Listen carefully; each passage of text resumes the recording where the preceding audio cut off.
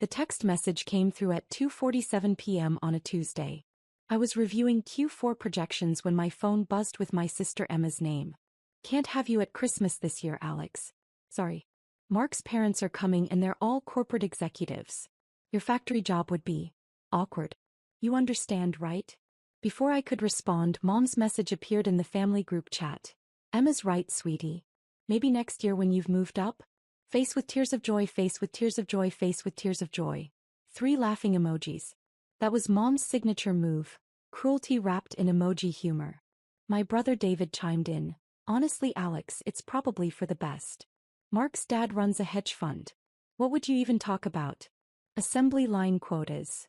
I stared at my phone for a moment, then typed, "Understood." That single word carried 28 years of history. Growing up, I was the family disappointment waiting to happen. Emma was the golden child. Perfect grades, perfect internships, perfect trajectory into corporate marketing. David followed close behind with his finance degree and his entry-level position at a regional bank that he talked about like he'd founded Goldman Sachs. Then there was me. The one who chose state school over private university. The one who majored in industrial engineering instead of business. The one who, according to family legend, threw away every advantage we gave you. "Industrial engineering," Dad had said at my graduation, barely masking his disappointment. "So you'll what? Manage factory floors." "Something like that," I'd replied. What I didn't tell him was that I'd already accepted a position with Meridian Industries, not on the factory floor but in their management training program. What I didn't mention was that the CEO, James Chin, had personally recruited me after I'd presented a revolutionary efficiency model at a university conference that would save manufacturing companies millions. What I definitely didn't share was that James had looked at my work and said, "You don't think like an engineer. You think like someone who's going to run a company someday." I was 22 and I made a decision that day. I would build something extraordinary and my family wouldn't know about it until I decided they deserved to know. The first 5 years were intentional obscurity. I worked 100-hour weeks redesigning Meridian's entire production infrastructure. I traveled to factories across 3 continents. I learned everything: supply chain logistics, labor relations, materials science, automation integration, financial modeling. When family asked about work, I kept it vague. "Oh, factory stuff. Process improvements. Pretty boring." Emma would wrinkle her nose. "God, I couldn't do it. All those machines and noise and working class people. Don't you feel like you're wasting your degree?" Sometimes, I'd lie while mentally calculating the $47 million in cost savings my latest efficiency model had just generated. By year 3, I was Director of Operations. By year 5, I was VP of Strategic Development.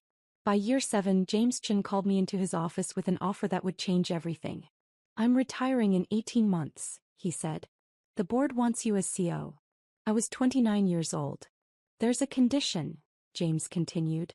"We're going public. The IPO will make this a $200 million company overnight. Maybe $300 million within 2 years. You'll own 22% through stock options and performance incentives. Are you ready for that spotlight?" I thought about my family. About the laughing emojis and the condescending questions about my factory job.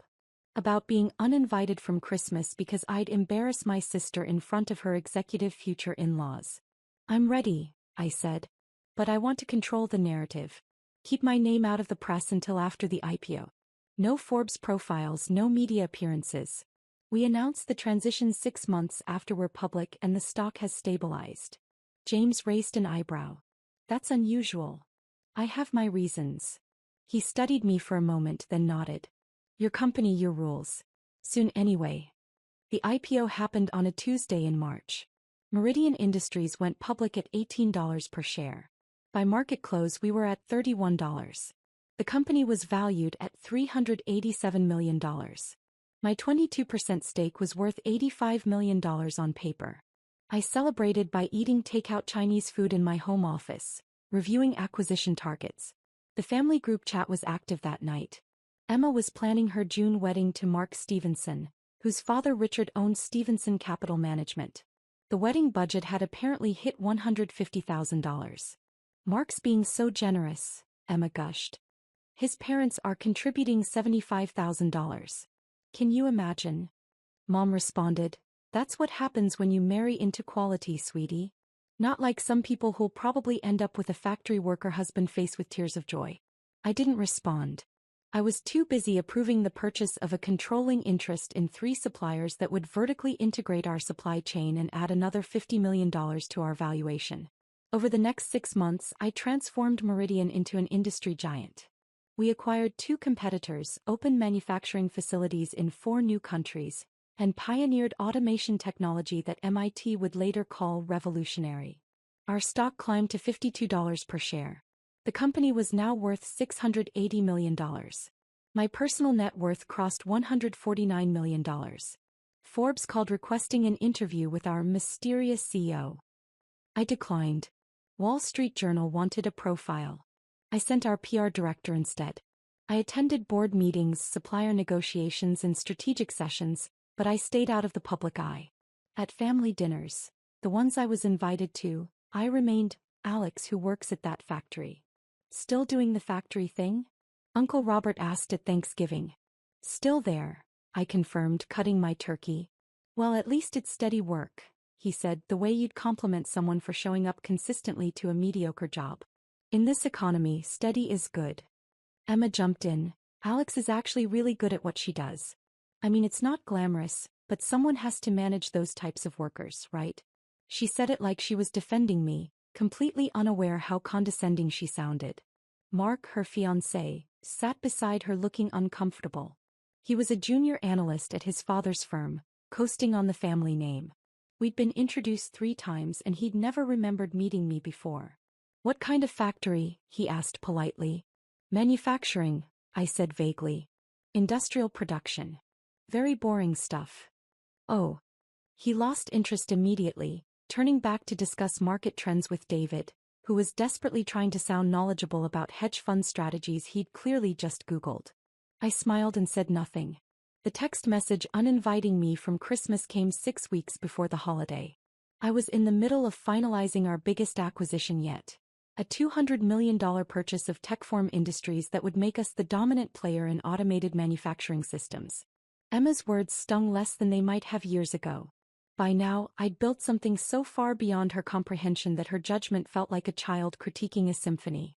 But Mom's laughing emojis? David's comment about assembly line quotas? Those activated something cold and strategic in me. I forwarded the message thread to my executive assistant, Sarah. Pull everything we have on Stevenson Capital Management, I wrote. Financials, client list, portfolio performance, personnel. I want to know what Mark Stevenson does there and how their firm is performing. Sarah's response came 2 hours later. It was thorough. Stevenson Capital Management was struggling. They'd made several bad bets on tech stocks and lost $40 million in the last 18 months. They were actively seeking capital infusions to stay afloat. Mark's role was junior analyst, basically a title his father gave him to justify his salary. He'd made exactly 0 successful investment recommendations in 2 years. And the kicker? They'd been trying to schedule a meeting with Meridian Industries for 4 months, hoping to pitch themselves as our investment management partner for our corporate treasury. Our CFO had been politely declining, saying our CEO would need to approve any such relationship. I smiled at my computer screen. Sarah, I wrote back, schedule that meeting with Stevenson Capital. Tell them our CEO will attend personally. December 20th, 2 p.m. Do not mention my name, just confirm the CEO will be there. Understood, she replied. Then after a pause, this is going to be fun, isn't it? Extremely, I typed. December 20th arrived with clear skies and temperatures hovering around freezing. I dressed carefully that morning. A charcoal gray suit from Armani, a silk blouse, and the Cartier watch my board had given me when we hit $500 million in valuation. My hair was pulled back in a sleek bun. I looked exactly like what I was. A CEO of a $680 million company who'd built an empire while her family thought she was checking time cards on a factory floor. The Stevenson Capital offices were downtown, in a building trying very hard to look more prestigious than it was. I arrived at 1:55 p.m. with Sarah and our CFO Robert Martinez. Conference room C, the receptionist said.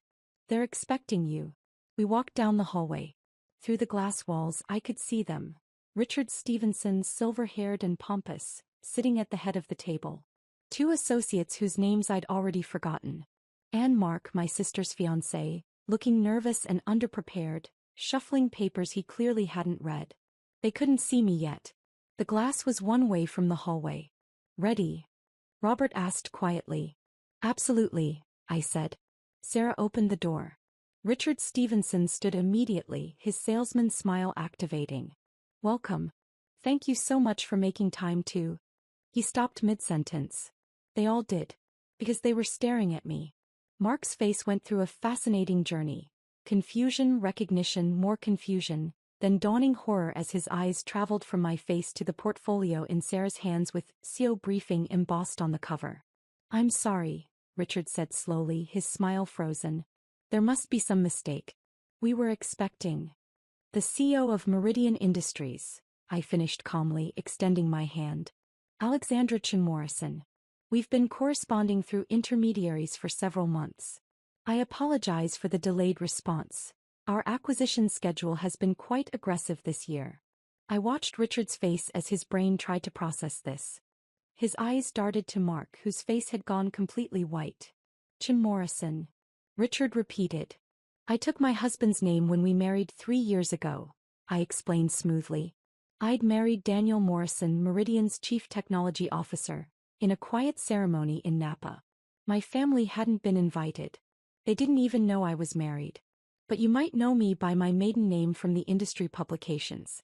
Alexandra Chin. Though most people just call me Alex. The color drained from Richard's face now too. Mark made a sound like a small animal dying. "Wait," Mark croaked. "Alex? Factory Alex? You're..." "Factory Alex," I repeated, tasting the words. "Yes, I suppose that's what my family calls me. Because I work in manufacturing. Because I run this manufacturing company, actually. Because I built this $680 million manufacturing empire from the ground up over the last 8 years while apparently being too embarrassing to invite to Christmas dinner." I let that hang in the air for a moment. "Shall we sit?" I continued pleasantly, moving to the head of the table, the seat Richard had been occupying. He scrambled to move. "I have another meeting at 3:30, so let's make this efficient." Sarah placed the portfolio in front of me. Robert took the seat to my right. Mark looked like he was going to vomit. "Now then," I said, opening the portfolio to reveal Stevenson Capital's complete financial breakdown. Information they definitely hadn't provided but which I'd acquired through perfectly legal channels. "You've been attempting to position yourselves as potential investment managers for Meridian's corporate treasury. Currently valued at approximately $340 million in liquid assets. Is that correct?" Richard found his voice. "Yes, we believe we could provide exceptional..." "Your firm has lost $43 million in the last 20 months, I interrupted, reading from the report. "Your flagship fund is down 34% when the S&P is up 22%. You've had client redemptions totaling $67 million this year alone. You're currently seeking capital infusions to maintain operational liquidity." I looked up. Does that sound like a firm I should trust with $340 million? The silence was deafening. Mark's voice came out strangled. "Alex, I didn't. Emma said you worked on a factory floor. She said you were..." she said. "Embarrassing." I supplied helpfully. "Yes, I got that text. Your factory job would ruin everything." I believe those were her exact words. Followed by my mother's laughing emojis and my brother's comment about assembly line quotas. I pulled out my phone and with theatrical precision found the message thread and turned it toward Richard. "This is from 6 weeks ago. That's your future daughter-in-law, explaining why I couldn't attend Christmas dinner because my job would be too awkward around your executive family." Richard's face went from white to red. "Mark, what the hell?" "I didn't know." Mark shouted. "How was I supposed to know? He never said. Emma said her sister worked in a factory. She made it sound like you were checking inventory or operating machines or something." "I do check inventory," I said mildly. "When I'm touring our 17 manufacturing facilities across 9 countries. And I understand machine operation intimately. I redesigned our entire automation system. That innovation alone saved us $89 million annually. It's also why MIT offered me an adjunct professorship, which I declined because running a company is rather time-consuming." I stood up, smoothing my suit. "Gentlemen, I think we're done here. Robert, please note in our files that Stevenson Capital Management is not an appropriate fit for our investment needs. Wait. Richard stood desperately. Miss Chin, Ms. Morrison, please, there's been a terrible misunderstanding. What my future daughter-in-law said, that was clearly not a misunderstanding, I corrected. It was exactly what she believed. What my entire family believes. That I'm somehow lesser because I chose manufacturing over marketing. That I'm an embarrassment because I built something real instead of pushing PowerPoints around a conference room. I turned to Mark, who looked like he wanted to disappear into the floor. You should probably call Emma. Tell her that her embarrassing factory worker sister just denied your father's firm a potential $340 million account. Tell her that the working-class people I manage include 1,200 employees across 3 continents, 47 of whom have PhDs. Tell her that the boring factory stuff I do resulted in a company valuation that makes your father's entire firm look like a lemonade stand. Please, Mark whispered. The wedding is in 6 months. Emma will kill you, I suggested. Yes, probably. But that's not really my concern, is it? After all, I won't be at the wedding. I'm too embarrassing. I walked toward the door, then paused. Oh, and Mark, one more thing. That factory you all love to mock? The one where I supposedly waste my degree? We're announcing a major acquisition next week. Techform Industries' $200 million purchase price. It will push our valuation over $900 million. The Wall Street Journal is running a profile piece on me. They've been requesting it for 18 months and I finally agreed. Forbes is doing a feature on 30 under 30 CEOs who changed their industries. I'll be on the cover. I smiled.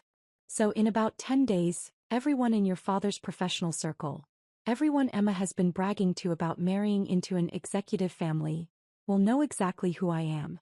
They'll know that the Stevensons tried to land Meridian as a client. And they'll know that the CEO personally declined because your firm's performance was too risky. I let that sink in. How do you think that plays at country club brunches, Mark? His face answered for him. Merry Christmas, I said and walked out. I made it to my car before my phone started exploding. The first call was from Emma. I didn't answer. The second was from Mom. Declined. The third was from David, which was interesting. He usually stayed out of family drama. I let them all go to voicemail and drove back to the office. Sarah met me at the elevator with a grin. Mark Stevenson called 4 times. Your mother called twice. Your sister has called 7 times and sent 14 text messages. Your brother left a voicemail that was mostly just him saying, "What the hell?" repeatedly. Perfect, I said. Block their numbers from my office line. Personal phone too, actually. Already done, Sarah confirmed. Also, your husband called. He saw the Stevenson meeting on your calendar and wanted to know if he should prepare bail money. I laughed. Daniel understood exactly what today had been about. Tell him I'll be home for dinner. We're celebrating. By evening, the voicemails had reached epic proportions. Emma's first message. Alex, Mark just told me the craziest story. Call me back immediately. This is insane. You're a CEO? Since when? Why didn't you tell us? Emma's 5th message. Okay, I'm reading about your company online and I'm... Alex, I don't understand. Why would you hide this? Why would you let us think you were just... Call me back. Please. Emma's 10th message. Mark's dad is furious. He says you humiliated them. He says you deliberately deceived us. Alex, the wedding is in 6 months. Mark's family is talking about calling it off. How could you do this to me? There was... Not, I'm sorry I uninvited you from Christmas. Not, I'm sorry I was ashamed of you. Just, how could you do this to me? Mom's messages followed a similar pattern. Shock, confusion, then anger that I'd made them look foolish by hiding my success. David's voicemail was different. Alex, look, I'm reading about you right now. 9 countries? $680 million? What the? Why didn't you say something? We've been treating you like... Yeah, I get it now. I get why you didn't say something. Call me back. Please. I owe you an apology. At least David was capable of basic self-reflection. I didn't call any of them back. The next morning, my executive assistant forwarded me an email that had come through our corporate contact form. It was from Richard Stevenson. Ms. Morrison, I hope we can discuss yesterday's meeting more calmly. There have clearly been family miscommunications that affected everyone's perception. I would appreciate the opportunity to. I deleted it without finishing. An hour later, Emma showed up at Meridian's headquarters. Security called my office. Ms. Morrison, there's an Emma Chin in the lobby demanding to see you. She says she's your sister. She's quite insistent. Have security escort her out, I said calmly. Add her to the banned visitors list. Understood. 20 minutes later, my personal cell phone rang from a number I didn't recognize. Against my better judgment, I answered. Alex. Finally. They threw me out of your building. Emma's voice was shrill. Security. Your security threw me out. I'm your sister. You're a person who uninvited me from Christmas because my job was embarrassing, I corrected. That's not the same as being my sister. I didn't know. You didn't know because you never asked. You assumed. You looked at my life, decided it was beneath you and treated me accordingly. For 8 years, Emma. 8 years of condescending comments and pitying looks and being excluded from family events because I didn't fit your image. I'm sorry. I'm sorry. I was wrong. But Alex, you have to understand. Mark's family is furious. They're talking about calling off the wedding. His father says you made them look incompetent in front of their whole firm.